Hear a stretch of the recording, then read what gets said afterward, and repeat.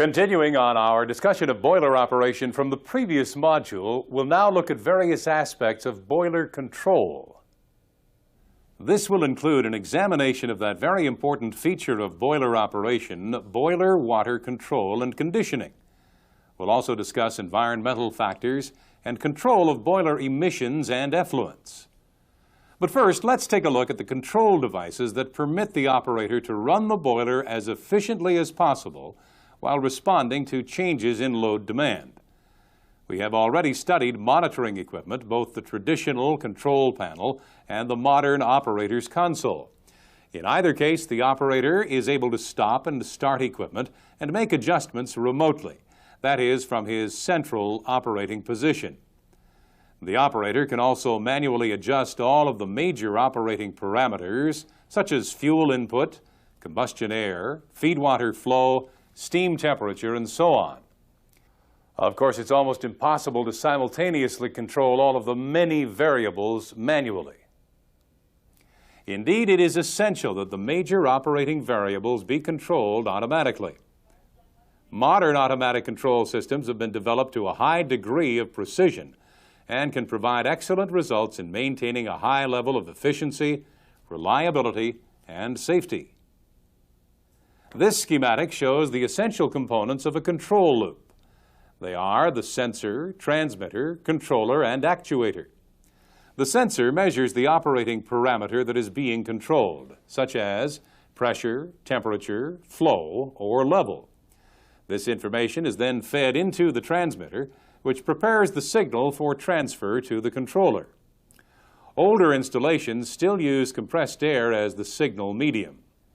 Typically, the pressure of the pneumatic signal will vary between 5 and 30 psi, depending upon the value to be transmitted. Another method for information transfer is via electrical signals, with the transmitter output being adjusted by millivolts or milliamps. These pneumatic or electric signals are known as analog signals.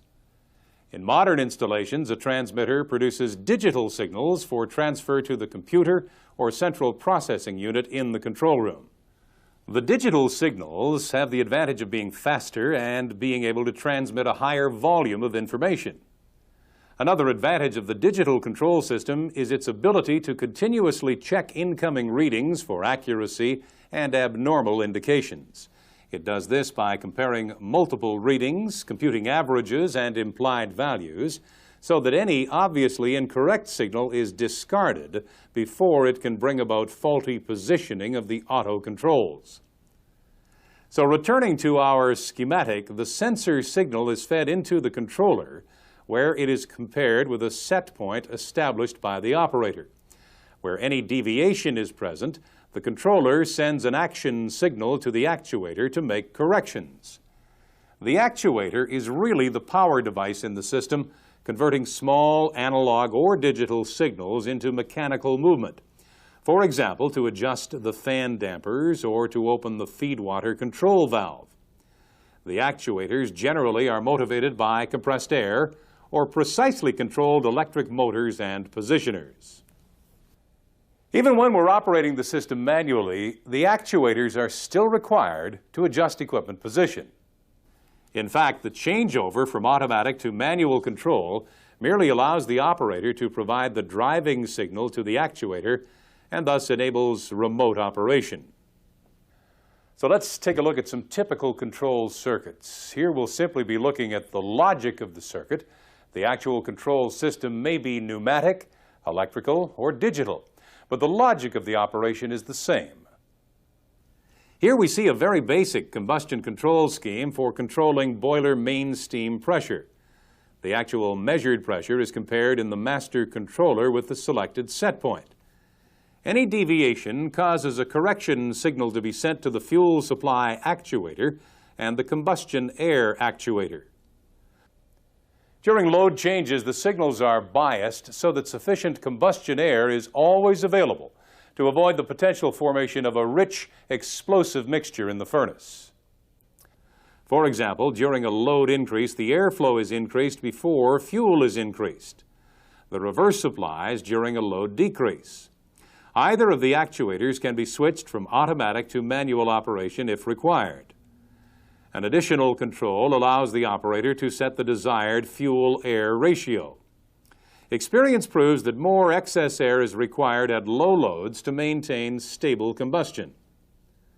One disadvantage of this simple system is that it must wait for the pressure to actually fall before commencing a corrective action. And even then, some more delay is experienced in mechanically changing the airflow and fuel supply. Yet further delay is encountered before the increased combustion brings about the desired rise in pressure. The cumulative delay from this control system results in a fluctuating steam pressure. This situation can be vastly improved by adding a second element to the control system. That is, by measuring the steam flow from the boiler and using this as an anticipatory signal. We know that increased steam flow from the boiler will result in a falling steam pressure within a time period of about 10 or 15 seconds. However, by applying the steam flow signal to the master controller, the corrective action is started in advance, and so provides increased combustion at about the same time as the pressure begins to fall. The actual resultant pressure then trims the controller settings. A further improvement to the system may be obtained by connecting the oxygen analyzer signal to automatically adjust the fuel-air ratio. This acts as a trimming device to precisely control the combustion air and bring the excess oxygen in the flue gas to the desired set point. Auto control of induced draft, where fitted, is not usually considered part of the combustion control system, as it is operated by a separate, dedicated control loop. The controlling parameter is measurement of furnace pressure, that is, negative pressure. The controller is set to maintain about minus 0.5 inches water gauge in the furnace, and it achieves this by adjustment of the ID fan dampers. Steam temperature control is also independent of the combustion control system. Final and reheat steam temperatures are measured and processed through a controller to actuate one or more attemperating devices, such as adjusting the flow of de-superheating water, adjusting the tilt of the burners, adjusting the flow of gas recirculation. This last technique provides the same effect as firing with increased excess air, but without the increased heat loss up the chimney. The recirculating gas merely circulates in a closed loop while increasing the mass of gas flow across the superheater tubes, with consequent increase in main steam and reheat temperatures. Now, there are many other arrangements of combustion control systems with increasing degrees of complexity and sophistication. You must make sure to thoroughly learn your own system. Another multi-element control system that is vitally important is the boiler feed water control system. The three elements include the actual level of water in the drum, the steam flow out from the boiler, the feed water flow into the boiler. In this arrangement, the level signal tries to adjust the feed water control valve to maintain a constant level. At the same time, the difference between steam flow out and feed water flow in acts as an anticipatory signal so as to provide anticipatory action on the control valve. In some control systems, the set point value of desired water level is automatically adjusted with load, that is, steam flow out of the boiler. At high load, the target level is maintained slightly higher in anticipation of a possible load rejection, with consequent rapid fall in level due to shrinkage. Conversely, at low load, the set point is adjusted to maintain a slightly lower level in the drum, in this case anticipating the possibility of a sudden increase in steam demand, with resultant increase in water level. Another refinement to the feed water control system may be made to the mode of measuring water level. This measurement in inches or centimeters is usually inferred from the pressure indicated at the bottom of the column of water. The problem with this technique is that the density of water in the drum changes with variation in saturation temperature, and this depends upon pressure.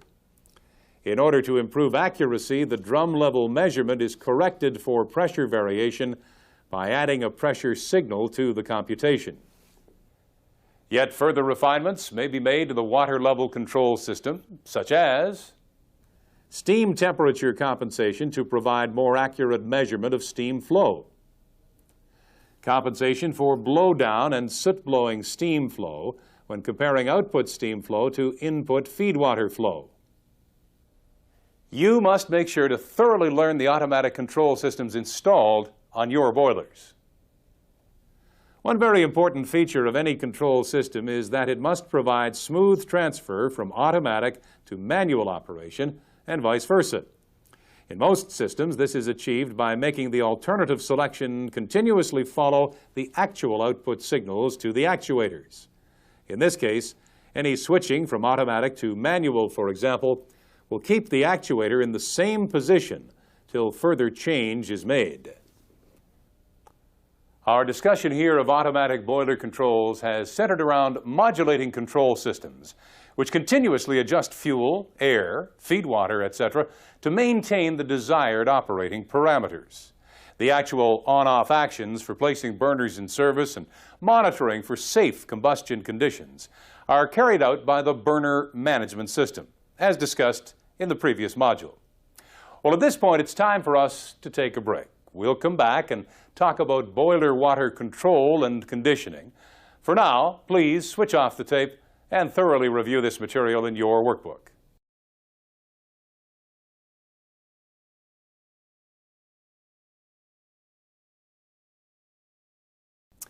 When we're speaking of water control here, we're referring not to the water level control, but rather to the quality of water which is contained in the boiler. We already know that a special water treatment plant, including demineralizers and other equipment, is installed in order to ensure that water which is fed into the boiler is super pure. Additionally, certain chemicals are injected into the boiler drum to further control the chemical condition of the boiler water. So what is it exactly that we are protecting the boiler against? What are the problems that can arise as a result of feeding impure water into the boiler?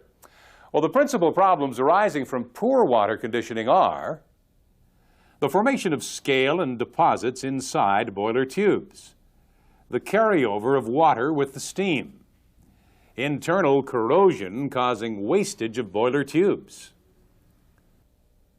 Let's take a closer look at each of these items. First, the problem of scale. As much as we try to provide perfectly pure water to the boiler, it is inevitable that some small quantity of contaminants do get through and concentrate in the boiler water as more and more steam is evaporated. Remember, as water evaporates into steam, the solids contained in the water remain behind, and this concentration increases as more and more steam evaporates. This is the situation which occurs in the boiler. Generally speaking, the contaminants consist of magnesium and calcium salts, which are dissolved in the water and contribute to hardness, silica, the products of corrosion of the boiler itself and the feedwater system, mainly iron and copper. At high temperatures, such as encountered in boiler water, and above a certain concentration, these solid materials precipitate out of solution and deposit on the inside of the tube wall. This deposit then forms an extremely hard scale that cannot be removed by the flow of water. The scale acts as a partial insulator of heat and so prevents adequate cooling of the boiler tube by the flow of water passing through the tube. The result is that the temperature of the tube wall metal rises significantly, and in certain zones of the boiler where the radiant heat transfer is at its highest, overheating of the boiler tube metal takes place. The eventual result of this is a failure of the metallic structure with consequent rupture of the tube. Where boiler water contains a high concentration of solids, you should expect frequent tube failures with the resultant need to take the boiler out of service for repairs. In order to prevent this problem as far as possible, limits are established on the allowable concentration of solids that may be contained in the boiler water. This table indicates limits for both dissolved solids and suspended solids. The problem of scaling is aggravated at higher steam pressure because of the higher saturation temperature of the water. Therefore, as we see here, the permitted limit of concentration is much lower when the boiler operates at higher steam pressure. But how can we reduce the concentration of solids? Well, one method is by continuous blowdown. That is, a regulated quantity of water discharged from the bottom of the drum to waste. A control valve is fitted to allow us to regulate the quantity of continuous blowdown.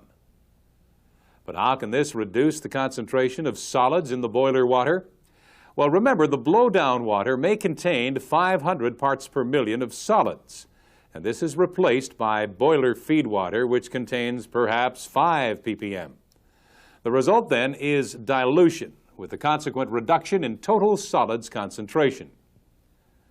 As the blowdown water is at relatively high temperature, between 400 and 500 degrees Fahrenheit, it is discharged into a blowdown tank. This permits some of the high temperature water to flash off into steam and to be vented to atmosphere.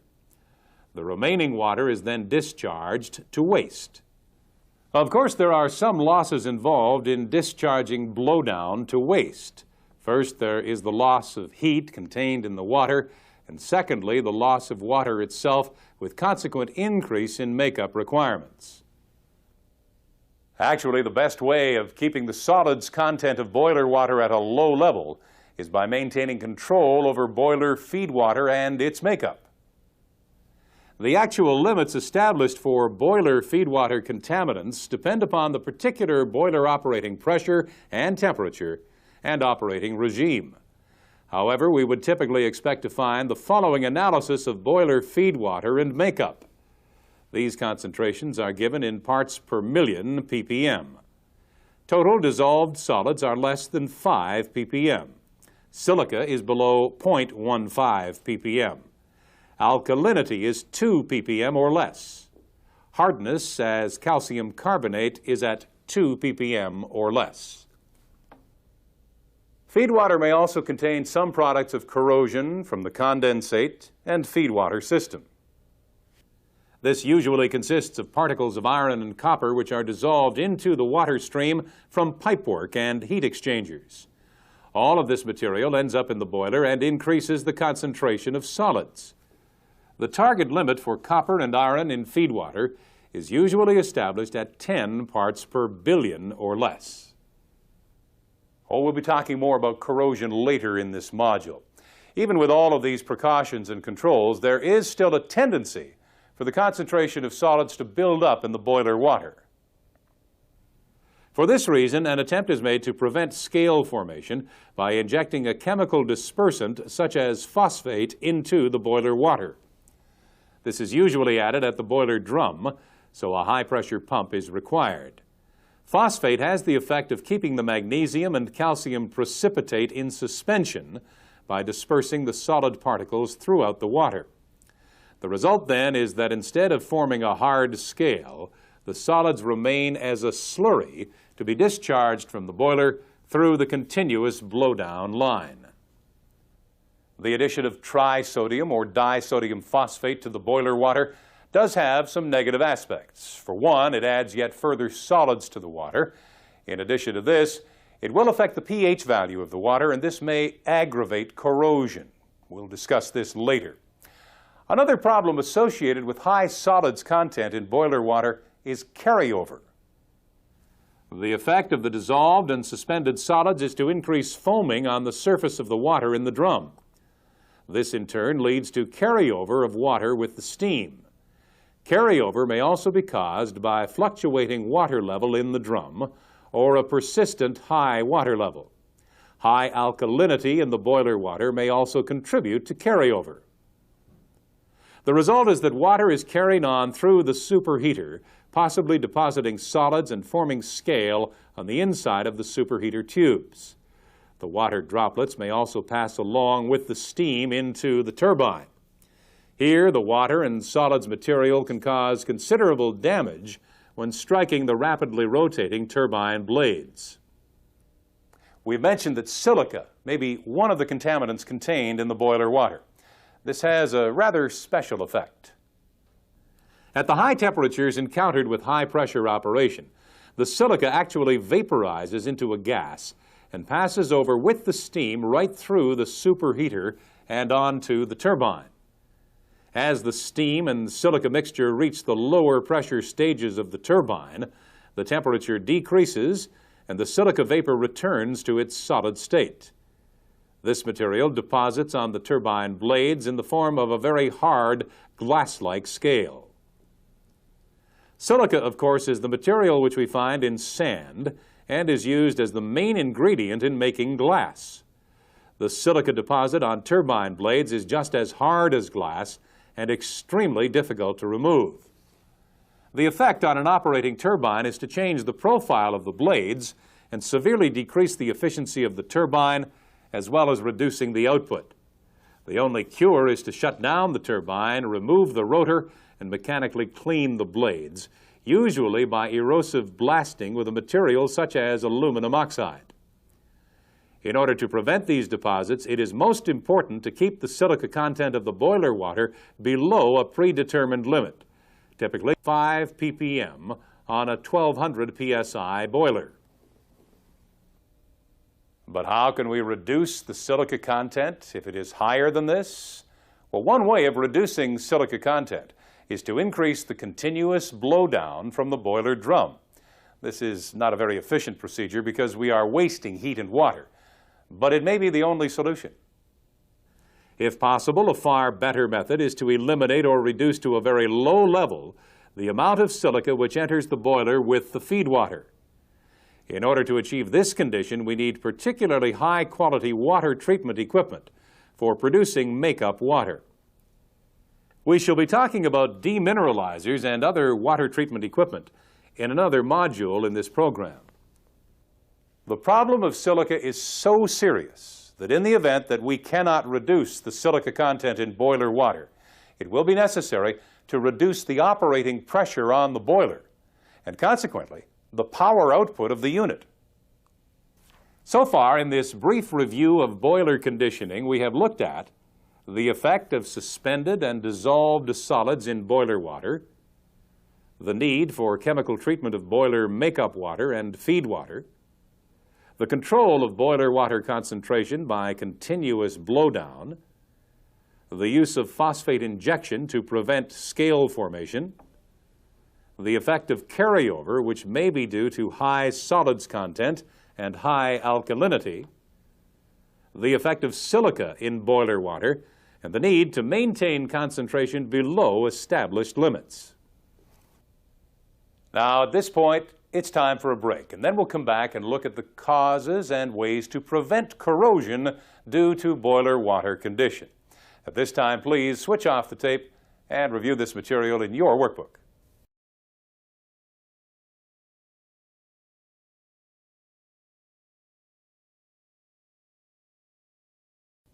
Internal corrosion can take place inside boiler tubes under certain boiler water conditions. The corrosive action eats into the tube metal, removing iron and resulting in thinner tube walls. If this action is allowed to continue, certain tubes will fail and will rupture as the thinner section of tube can no longer withstand the internal operating pressure. The removed metal, products of corrosion, can also cause a problem, as this material now increases the total quantity of solids contained in the boiler water. As we know, this can increase the probability of deposits and scale formation on the inside wall of the tubes. So what are the conditions that cause corrosion and loss of metal inside the boiler drums and boiler tubes? Well, there are basically 3 independent causes of corrosion, and they are acid attack, which occurs when the boiler water is in an acidic condition, that is, low pH. Caustic attack, which occurs when the alkalinity of the boiler water is too high. The pH level is above about 10.5. The presence of dissolved gases such as oxygen and carbon dioxide in the boiler water. Let's first take a look at the problem of pH value. As we know, the pH scale runs from 0 to 14. It is really a measure of the hydrogen ions contained in the water mixture which forms the particular solution in question. The value of 7 is generally recognized to be neutral, with lower numbers indicating an increasing degree of acidity, while higher numbers from 7 to 14 indicate alkalinity. A highly acidic solution, such as sulfuric acid, for example, will indicate a pH value of about 3.5. Conversely, a highly alkaline solution, such as caustic soda, will probably indicate a pH value of about 11.5. Most natural waters in fresh lakes and rivers usually have a pH value close to 7, unless, of course, pollution is present. So if we are to prevent acidic corrosion inside our boiler, it is obvious that the pH value of the boiler water must be maintained above 7. Actually, to be on the safe side and to allow for the fact that there are probably variations within the mass of water, the normal established limits for boiler water pH are within the range 8.5 to 10.5. But what is it that actually determines the pH of the water? Well, this all depends upon the makeup of the contaminants in the water, such as magnesium sulfate, calcium carbonate, silica, iron oxide, carbon dioxide, and others. Most of these contaminants are contained in the feed water in very small quantities, of course, but the concentration builds up in the boiler. It's usually necessary to add alkalinity to the boiler water in order to raise its pH and bring it within the prescribed range. This is done by injecting sodium hydroxide. This is a highly alkaline caustic solution. Similar to the case of phosphate injection, a mixing tank and high-pressure feed pumps are provided to inject the caustic directly into the boiler drum. This injection of caustic does achieve the objective of raising boiler water pH value, but it also has some negative effects. One is that we are adding yet more solids to the boiler water. However, a much more significant problem is that too much free caustic in the boiler water may bring about concentrations that can cause cracks in the boiler metal. This is known as caustic attack or embrittlement. So we can see that it is not just low pH that we have to worry about. High pH is also undesirable. For this reason, we find that the established control limits for boiler water pH are often reduced to a narrower range, say 8.5 to 9.5. In order to keep within this range, it may be necessary to use disodium phosphate instead of trisodium phosphate. The objective is to feed less sodium into the boiler with resultant reduction in free caustic. In many plants, the control of phosphate addition and pH is guided by a curve like this. This shows the maximum pH level which should be allowed for any particular concentration of phosphate in the boiler water. For example, for a phosphate concentration of 4 ppm, the maximum allowable pH is indicated at 9.2. pH values above this level may lead to caustic attack at certain locations in the boiler. It may even be necessary to use monosodium phosphate in some cases in order to hold the pH level down to the desired level. This curve, known as the congruent phosphate control curve, is usually provided by water treatment specialists, and its actual design depends upon your specific boiler conditions, particularly the operating pressure. A common cause of corrosion in boilers is that due to dissolved oxygen contained in the boiler water. When oxygen is present, it causes severe pitting on metal surfaces, such as the boiler drum and water tubes. The oxygen enters along with the feed water and makeup water. Carbon dioxide, another dissolved gas, is also highly corrosive as it turns to carbonic acid. It is extremely important that the dissolved oxygen and other gases such as carbon dioxide be removed or at least reduced to a very small value before the feed water enters the boiler. This process takes place in the de-aerator, which is located in the condensate and feed water system. We'll be talking more about this equipment in another module in this program. The basic function is that the water is heated sufficiently to liberate and expel any gases from the solution. Modern deaerators can reduce the dissolved oxygen content in feed water to about 10 parts per billion and even lower. However, because the effect of oxygen is so harmful, further chemical treatment is usually added after the deaerator. The objective of this is to remove the remaining traces of oxygen and to protect against any failure of the deaerator.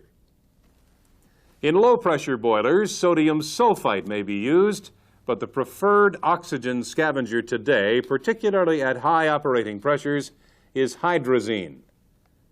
The reaction of hydrazine and oxygen produces water and nitrogen, which is eventually expelled in the condenser or the deaerator. The hydrazine is usually injected into the feed water immediately after the deaerator, so that some reaction may take place before the feed water enters the boiler. Once in the boiler, some of the hydrazine vaporizes and passes over with the steam, moving through the turbine and into the condenser. Here it may help scavenge any oxygen that is present in the condenser. One problem with hydrazine is that it can be a health hazard, and therefore certain precautions must be taken in handling its feed system. Usually, the hydrazine feed system is completely enclosed to prevent any contact between operating personnel and the hydrazine itself. Alternative products are available to be used in place of hydrazine, such as hydroquinone, DEHA, carbohydrazite, and others. These substitutes are apparently safer to handle. We have just mentioned that hydrazine volatilizes. Other volatile chemicals may be used in place of phosphate and caustic injection, where the boiler operating pressure is above about 1500 psi. The reason for this is that at high pressure, we wish to keep the solids content in the water as low as possible. In many of these systems, the condensate and feed water system includes a polishing demineralizer in the feed train. This means that all of the feed water passes through the polisher for removal of virtually all contaminants. This eliminates the need for adding phosphate to prevent scale formation from dissolved solids.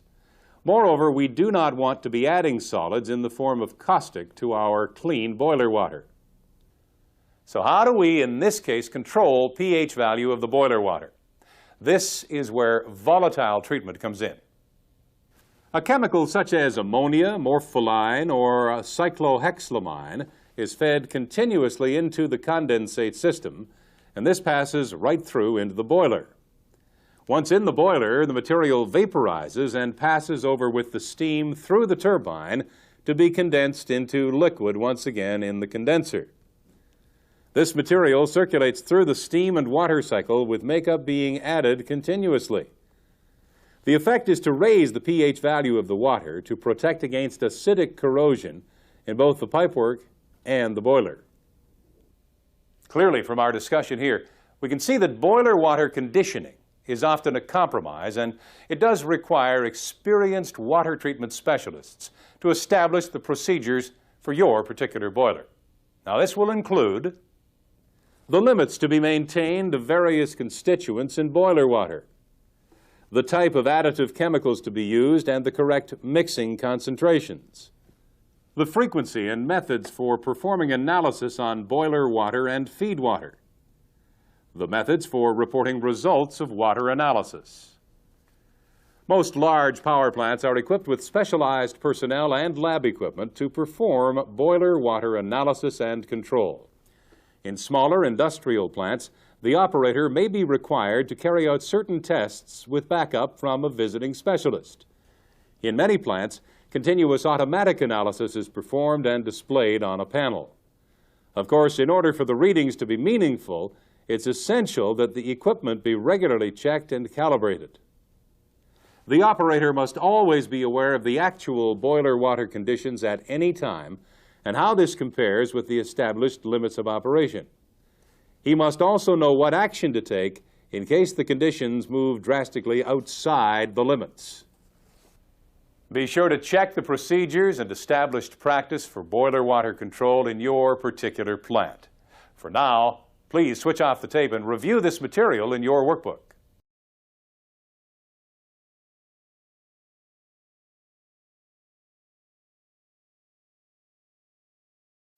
Unfortunately, power plants burning fossil fuels do produce a number of pollutants which can be harmful to the environment.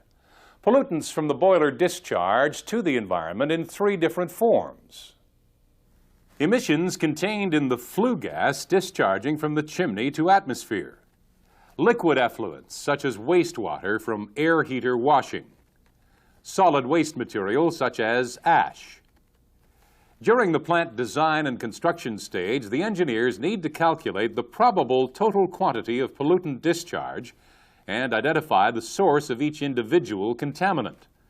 The plant design will then incorporate particular features to eliminate or at least mitigate the effect of these pollutants on the environment. Strict limits are placed upon the allowable concentration of pollutants which may be discharged from the plant.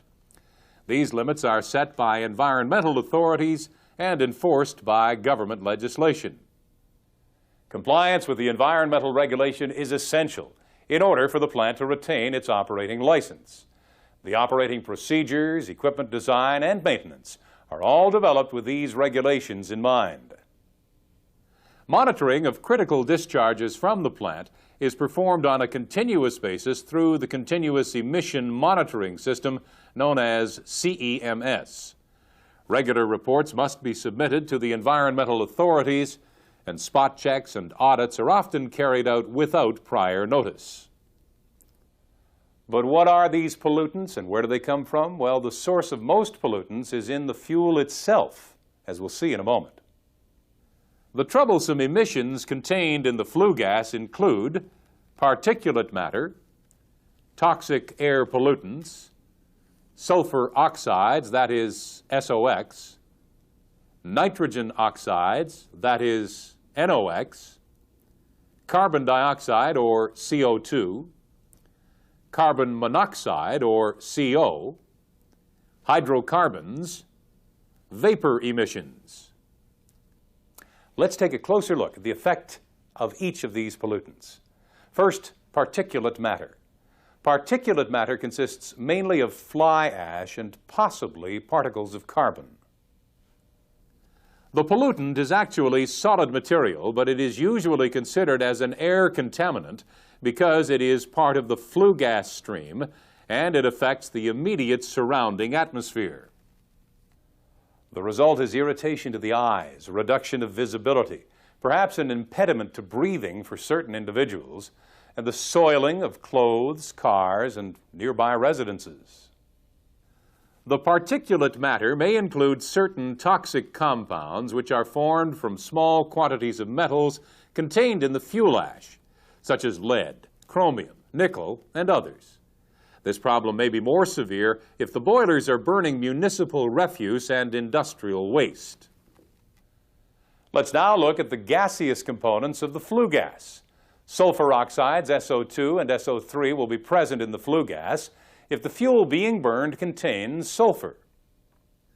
The SOx is produced by the combustion of oxygen contained in the combustion air and the sulfur. When the SOx discharges from the chimney to atmosphere, it mixes with moisture, and as this cools, it may form sulfuric acid and contribute to acid rain. Acid rain may cause damage to plant life, rivers and lakes, and the aquatic life therein. It may also be corrosive to metallic structures, and in certain concentrations may even affect human beings. SOx is indeed one of the most harmful pollutants to be discharged from the power plant, and steps must be taken to eliminate or reduce these emissions. We'll be looking at mitigation of pollutants later in this module.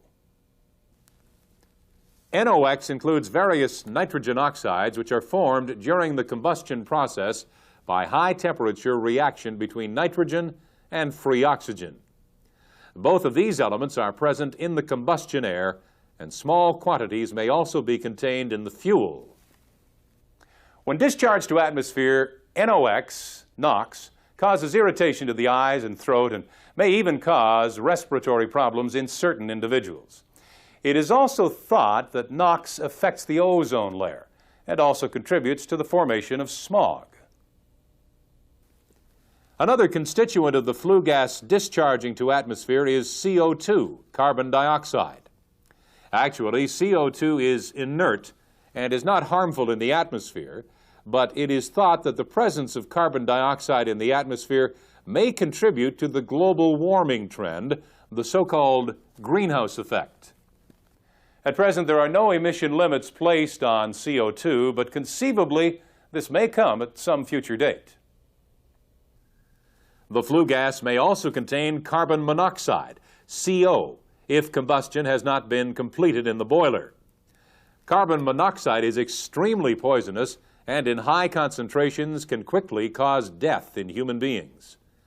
In practice, the quantity of CO discharged from power plant boilers is very small and becomes completely diluted by the other gases discharged and the atmosphere. The main purpose for monitoring CO in power plant flue gas is more a matter of efficiency than pollution control. The term hydrocarbon refers to unburned components of fuel, particularly oil or gas, such as one may possibly experience from a petroleum refinery or automobile. From the power plant, hydrocarbons are likely to include certain particulate matter, such as unburned carbon or fuel oil smuts. In some power plants, a large quantity of water vapor may be formed in the flue gas scrubbing process and is subsequently discharged from the chimney. This is often regarded as a sign of serious pollution by uninitiated observers. In fact, the vapor is quite harmless, and it can be reduced by heating the flue gas to about 250 degrees Fahrenheit as it enters the chimney. From what we've just seen, we can say that the most troublesome contaminants in flue gas, those demanding attention, are SOx, NOx, and particulate matter. We'll look at the means for controlling these emissions later in this module. Let's continue our study of power plant pollutants now by looking at effluent discharges from the plant. The sources of effluent contaminants are boiler blowdown, air heater washing and chemical cleaning, cooling water systems, water treatment plant discharge, FGD slurry, that is waste effluent from a flue gas desulfurization installation, stormwater runoff from coal piles, ash ponds, oil tanks, and other possibly contaminated areas. So what are the effluent contaminants that cause environmental problems? One obvious item is the value of pH. This should normally be within the range of 6 to 9. However, more important is the need to maintain a steady pH value in the river or lake. Even small changes may have a profound impact on the ecology, that is, the plant and fish life. The presence of oil, grease, and any other floating material may also damage aquatic life, as well as being undesirable from the point of view of appearance. Suspended solids contained in the effluent make the receiving body of water dirty and may also affect the color. Solids may also form sludge and settle in water channels. Traces of heavy metals, such as lead, copper, zinc, mercury, and others, may be contained in industrial effluents. In the case of a power plant, this may occur with stormwater overflow from the ash pond. Many of these heavy metals are classified as hazardous, as they are poisonous to fish and also to human beings. Rapid changes in temperature are also hazardous for marine life. Therefore, the temperature of effluent discharging from the power plant must be maintained within established limits. Now, at this point, having looked at the nature of power plant pollutants, we'll take a break and then come back and see what can be done about this problem. For now, please switch off the tape and review this material in your workbook.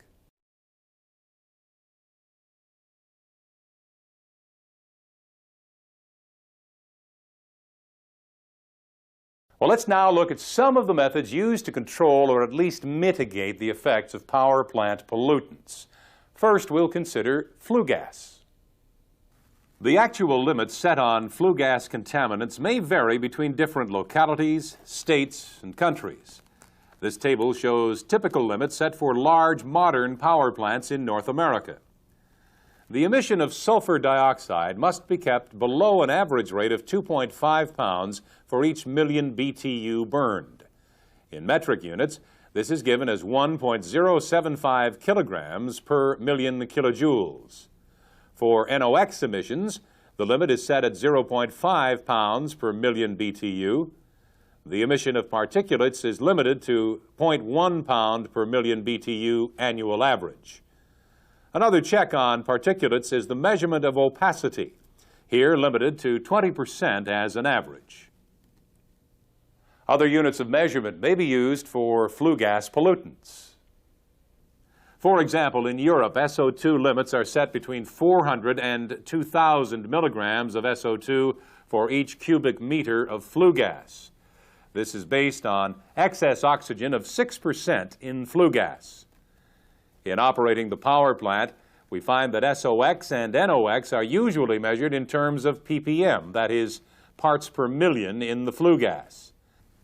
For example, the NOx limit of 0.5 pounds per million BTU would be in the order of 175 ppm, depending on the precise amount of excess air being used. But this is enough about target values. How do we actually control the emissions? Well, first, let's take a look at particulate matter, which mainly consists of fly ash and perhaps some unburned carbon. In coal-fired boilers, a large amount of fly ash is produced, and the most common way to remove this from the flue gas stream is by installation of an electrostatic precipitator, ESP. An ESP, as it is known, is capable of removing 99% or more of particulate matter from the flue gas. The operation of the ESP depends upon electrostatic principles. The flue gas is forced to pass between electrodes which are charged at a DC voltage of about 50,000 volts. This high voltage causes electrons to flow from the negative electrode through the flue gas to the positive electrode, which is grounded. The resultant electrostatic charge on the dust particles causes them to collect on the positive electrode, which is actually built in the form of a large plate known as the collector. Multiple collector plates are built in line with the gas flow and fixed solidly to the frame and outer box, which are all grounded. The negative electrodes, often known as discharge electrodes, are located between the collector plates in the gas passage. The high-voltage DC supply is obtained from transformer rectifier units, which are usually mounted on top of the precipitator. At frequent intervals, the plates and electrodes are mechanically wrapped so that the removed dust falls off into the collection hoppers below. The ash hoppers are not designed for storage, therefore the ash must be removed almost on a continuous basis. The main problems causing loss of collection efficiency in a precipitator are high resistivity of the fly ash as a result of burning low-sulfur coal, the existence of very small particulates below 0.3 microns in diameter. These problems can be overcome by installing a fabric filter instead of the ESP. The fabric filter simply blocks the passage of particulates and therefore is not affected at all by the resistivity of the fly ash. In fact, its efficiency of particulate removal is greater even than the ESP. Actually, it is not so much the fabric itself which blocks the passage of particulates, rather it is the layer of ash cake which builds up on the surface. The filter material is arranged in the form of a very large number of long bags, which are replaceable. The inlet gas flows upwards on the inside of the bag and passes through the fabric. As the inside of the bag becomes plugged, the pressure drop increases and the bag is cleaned by mechanical shakers. Means are provided to isolate sections of the filter so as to provide cleaning of some bags while the remainder of the filter continues in service. The pressure drop across the fabric filter, or baghouse filter as it is known, is quite high, about 6 inches water gauge, as compared to 0.5 inches for the precipitator. This means that larger ID fans are required. One important point to know is that the fabric filter is not suitable for use with oil-fired burners. This is because the sticky nature of the particulates, in this case, makes cleaning of the filter bags extremely difficult. Well, now let's move on to take a look at flue gas desulfurization. Of course, the most simple way to reduce the sulfur content in the flue gas would be to purchase a fuel with zero or very little sulfur content. Unfortunately, this is quite difficult to arrange and also quite expensive. So we are left with the problem of removing the sulfur from the flue gas stream. This is done by applying a chemical reagent. The most common reagents in use today are lime and limestone. The main ingredient in lime or limestone is calcium. When this mixes with SO2, it forms calcium sulfite in the form of solid particles which can then be removed from the gas stream. Various methods are used to bring the reagent into contact with the flue gas so as to allow SO2 absorption to take place. In the dry method, the lime as a fine dust is blown into the flue gas stream at various injection points. The particles of lime pass along with the flue gas and attach themselves to the fly ash. Reaction with the SO2 takes place to form calcium sulfite, and this solid particulate is captured along with the fly ash in the precipitator or baghouse filter. Although this system is relatively simple, its absorption process is not very efficient, so the consumption of reagent lime is extremely high. However, this system may be utilized on small boilers if the target for SO2 removal is limited to about 60%. The most common type of FGD system installed today uses a scrubber, that is the wet limestone process. The essential feature of this process is that the reagent is mixed with water and the resultant slurry is injected into the flue gas stream. The chemical reaction takes place in a specially designed absorption tower. The tower is located after the precipitator so as to eliminate interference in the chemical reaction from some of the constituents in the fly ash. Of course, the ID fan and perhaps additional booster fans must be designed to cope with the pressure drop across the tower. As the flue gas flows through the absorber, it mixes intimately with the calcium spray, and SO2 is extracted from the gas. This is absorbed into the liquid, forming a calcium sulfite slurry at the bottom of the tower. The heaviest concentration of this slurry is continuously removed and processed.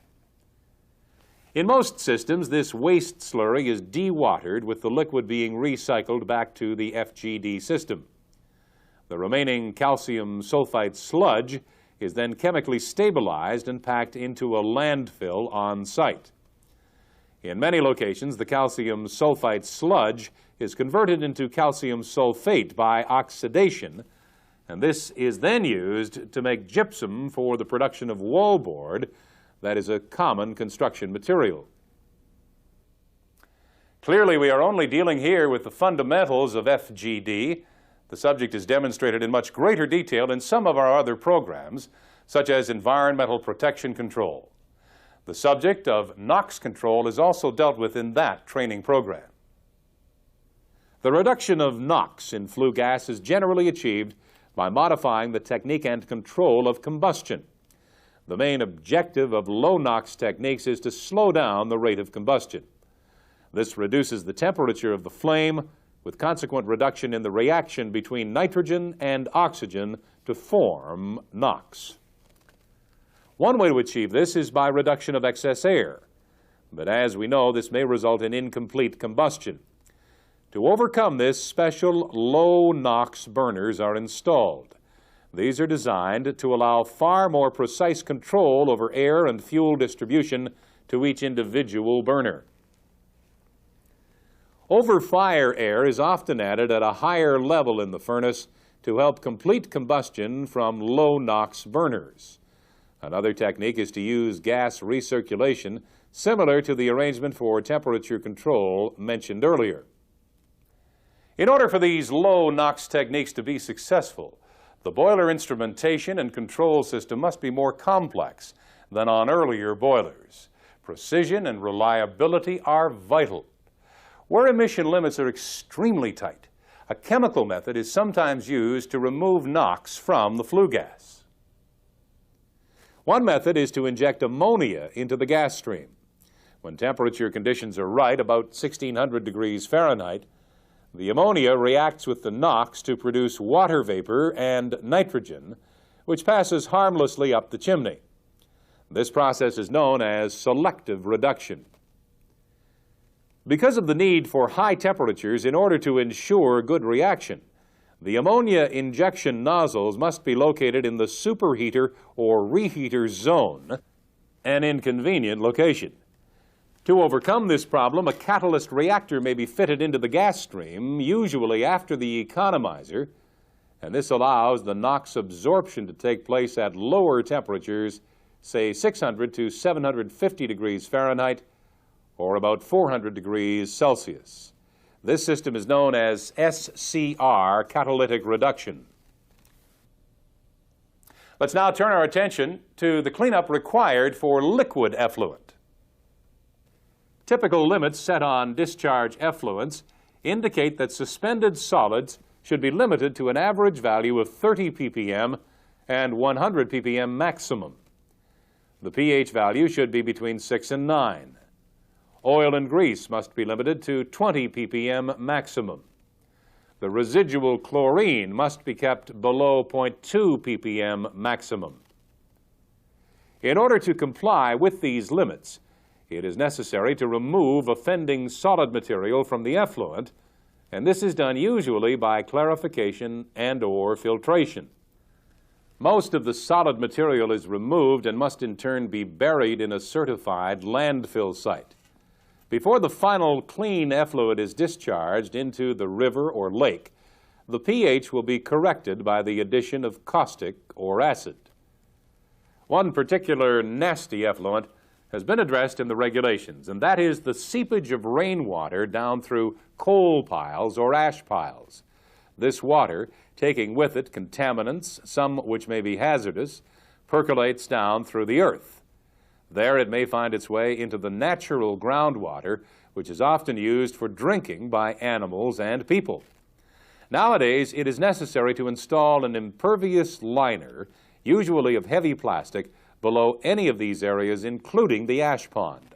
Stormwater runoff must be collected and treated to remove solids.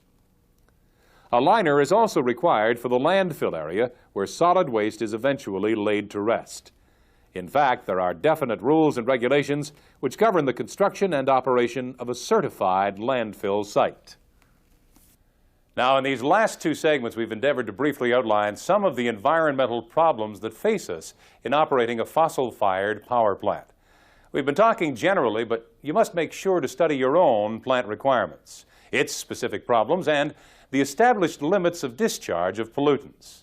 You may also find it beneficial to refer to our Environmental Protection and Control training program. At this time, please switch off the tape and thoroughly review this material in your workbook.